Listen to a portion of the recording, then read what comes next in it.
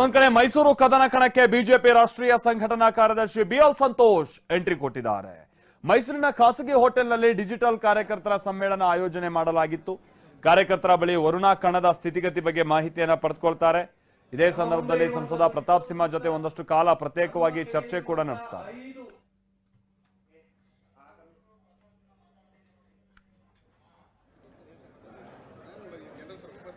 ನಾವಿಲ್ಲಿ ನೋಡ್ತಾ ಇದೀವಲ್ಲ, ಪ್ರತಾಪ್ ಸಿಂಹ ಅವರ ಜೊತೆಗೆ ಬಿಎಲ್ ಸಂತೋಷ್ ಒಂದಷ್ಟು ಹೊತ್ತು ಚರ್ಚೆ ಕೂಡ ಮಾಡ್ತಾರೆ. ಬಿಎಲ್ ಸಂತೋಷ್ ಅವರೇನೋ ಮೊಬೈಲ್ ನಲ್ಲಿ ಬಹಳ ಬ್ಯುಸಿಯಾಗಿ ನೋಡ್ತಾ ಇರ್ತಾರೆ. ಪ್ರತಾಪ್ ಸಿಂಹ ಅವರು ಕೆಲವು ವಿವರಣೆಯನ್ನ ಕೊಡ್ತಾ ಇರ್ತಾರೆ. ಆಗಬೇಡ ಹೀಗೆ ಅಂತೇಳಿ ಒಂದು ಸೂಚನೆಯನ್ನ ಬಿಎಲ್ ಸಂತೋಷ್ ಕೊಡ್ತಾ ಇರ್ತಾರೆ.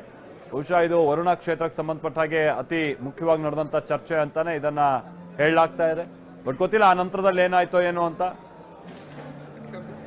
ಮಾತನಾಡೋ ಸಂದರ್ಭದಲ್ಲೂ ಪ್ರತಾಪ್ ಸಿಂಹನಂತ ಲೀಡರ್ಗಳು ಅವ್ರು ಮಾತಾಡ್ಲಿ, ನಾನು ಅವ್ರನ್ನ ಓವರ್ಟೇಕ್ ಮಾಡಲ್ಲ ಅನ್ನೋ ರೀತಿಯಾಗಿ ಏನೋ ಬಿಎಲ್ ಸಂತೋಷ್ ಹೇಳ್ತಾರೆ. ಏನ್ ಹೇಳಿದ್ರು ಬಿಎಲ್ ಸಂತೋಷ್ ಮಾತನಾಡೋ ಸಂದರ್ಭದಲ್ಲಿ ಬನ್ನಿ ಕೇಳೋಣ. ಸಿಕ್ಕಾಪಟ್ಟೆ ಲೀಡರ್ಗಳಿದ್ದಾರೆ, ಅವ್ರಿಗೆಲ್ಲ ಕಾಂಪಿಟೇಟರ್ ಆಗಕ್ಕೆ ಬಯಸಲ್ಲ. ಪ್ರತಾಪ್ ಸಿಂಹ ಕಾಂಪಿಟೇಟರ್ ಆಗಕ್ಕೆ ಬಯಸಲ್ಲ, ಸ್ಟೇಟ್ಮೆಂಟ್ ಅವ್ರು ಕೊಡ್ತಾರೆ. ಸಿಕ್ಕಾಪಟ್ಟೆ ಲೀಡರ್ಗಳಿದ್ದಾರೆ, ಅವ್ರಿಗೆಲ್ಲ ಕಾಂಪಿಟೇಟರ್ ಆಗಕ್ಕೆ ಬಯಸಲ್ಲ. ಪ್ರತಾಪ್ ಸಿಂಹ ಕಾಂಪಿಟೇಟರ್ ಆಗಕ್ಕೆ ಬಯಸಲ್ಲ, ಸ್ಟೇಟ್ಮೆಂಟ್ ಅವ್ರು ಕೊಡ್ತಾರೆ. ಸಿಕ್ಕಾಪಟ್ಟೆ ಲೀಡರ್ಗಳಿದ್ದಾರೆ, ಅವ್ರಿಗೆಲ್ಲ ಕಾಂಪಿಟೇಟರ್ ಆಗಕ್ಕೆ ಬಯಸಲ್ಲ. ಪ್ರತಾಪ್ ಸಿಂಹ ಕಾಂಪಿಟೇಟರ್ ಆಗಕ್ಕೆ ಬಯಸಲ್ಲ, ಸ್ಟೇಟ್ಮೆಂಟ್. ಮತ್ತೊಂದ್ ಕಡೆ